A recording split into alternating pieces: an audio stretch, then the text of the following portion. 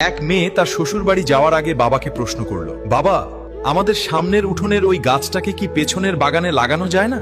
তখন মেয়েটির বাবা তাকে উত্তর দিয়ে বলল, ওই গাছটা হলো 4 বছরের পুরনো একটা গাছ, এটা এখন অন্য কোথাও লাগানো একদমই সম্ভব না। এখন যদি এই গাছটাকে অন্য কোনো জায়গায় নিয়ে লাগানো হয়, তবে সেটা নতুন মাটিতে নিজেকে মানিয়ে নিতে পারবে না এবং গাছটা মরে যাবে। নিজের বাবার মুখে এই কথা শোনার পর মেয়েটা তখন হাউমাউ করে কাঁদতে কাঁদতে বাবাকে বলতে লাগলো, আচ্ছা বাবা, একটা কথা বলো তো, 4 বছরের একটা পুরনো গাছ যদি অন্য জায়গায় নিজেকে মানিয়ে নিতে না পারে, নতুন মাটিতে নিজেকে একদমই বাঁচিয়ে রাখতে না পারে, তাহলে আমি তো তোমার এই ঘরে 20 বছরের পুরনো একটা মেয়ে। আমি তো কোনো সামান্য একটা গাছ নই বাবা, আমি তো তোমারই মেয়ে। তাহলে তুমিই বলো, আমি কিভাবে অন্যের একটা নতুন বাড়িতে গিয়ে নিজেকে মানিয়ে নিব আর নিজেকে সম্পূর্ণ বাঁচিয়ে রাখবো বাবা?